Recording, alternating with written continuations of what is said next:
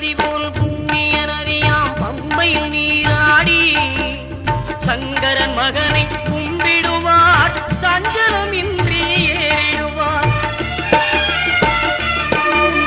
நீலிமலை ஏற்றம் சிவபாலனும் ஏற்றிடுவார். காலமெல்லாம் நமக்கே அருள்காவலனாயிருப்பார். தேகபலம் தா பாதபலம் தா தேகபலம் தா பாதபலம் தா தேகபலம் தாய